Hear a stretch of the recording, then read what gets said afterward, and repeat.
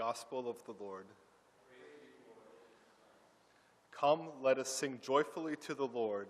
Let us acclaim the rock of our salvation. Prophecy is a huge theme in today's readings.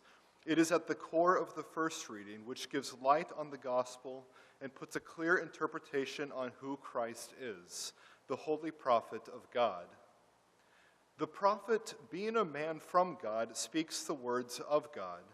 They are asked to remind God's followers of the laws which are set forth by him, and they truly did, by any means possible, to try and convert the people's minds back towards God.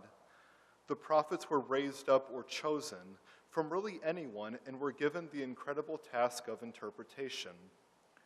Now, as we've talked about before, trying to predict the future is a big no-no.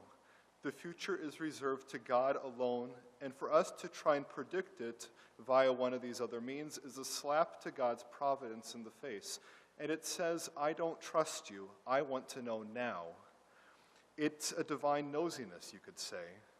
We are not called to interpret the future, we are called to live in the present, sanctifying each moment so that we will be ready for the future when that becomes the present.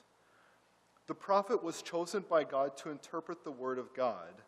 That is the proper understanding of prophecy. So, to prophesy is the action of preaching the word of God, preaching his law, his commandments to his people, not to predict. The Old Testament prophets were those individuals who were called in a certain day and age to remind the people of how far from God's commands they traveled. They were the ones who reminded the people that they need to keep God in mind and keep him in their hearts. There is more to live for than pleasure, and it is through God's law that we find fulfillment. This is the context needed to understand Moses' prophet's promise to the people of God. He is stating that he is a prophet, and the Lord will raise up someone just like him from the kin of the people of Israel. Moses is recognizing his role in the history of Judaism, and therefore Christianity, as being an interpreter of the law and one who is called to reconvert the people's minds back towards God. If you remember, the people of Israel had been horribly disobedient on the way out of Egypt. They complained about their conditions, they griped about their food, and they even made a golden calf to which they offered sacrifice, despite the fact that they had seen Yahweh part the Red Sea before their very eyes. Moses, while being the chief lawgiver, was therefore the prophet of his people, demanding that they remember where they came from God's love and his mercy. The people recognized their inferiority. Let us not again hear the voice of the Lord our God, nor see his great fire any more, lest we die. They saw the need for a mediator and the necessity for someone to break down the seemingly terrifying demands of God into something which was more palatable and able to be followed with encouragement. Moses is responding to this request, exhorting the people to God's commands and acting as the intermediary between the people of God and God himself. He speaks with the voice of God, saying that God will raise up a prophet that they seek, and he will speak again with the voice of God. This is all a prefigurement of Christ. Christ is that prophet from among the kin of Israel. After all, he does come from the lineage of David. The gospel even speaks about him teaching and interpreting the scriptures with authority. This is crucial as well. The prophets spoke with the authority of God. This is what gave them strength, whereas Jesus appears to teach with his own authority. His presence is commanding, and even the demons know who he is. He is the Holy One of God. Jesus is the true prophet predicted by Moses, sent to interpret the law and make it attainable for the whole world. Love your neighbor as I have loved you.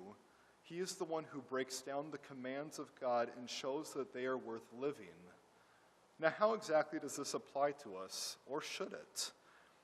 Now, we are called to God to spread his word as the prophets did, We are called to bring people to conversion, and we will probably find this extremely difficult at times, especially within our own families. These are the people who know us, who know that what we were like as a child or a young adult, and they are the ones to whom it will be the hardest to preach. It will be so easy for them to disregard what we have to say, because they will most likely think either one of two things, or perhaps both. I know what this kid was like. He is a hypocrite to tell me not to do these things that he used to do. Or perhaps they will think, who is this guy telling me what to do? I've known him for years. He doesn't have the authority to boss me around. It's ironic that we find the most severe opposition from those who should be supporting us.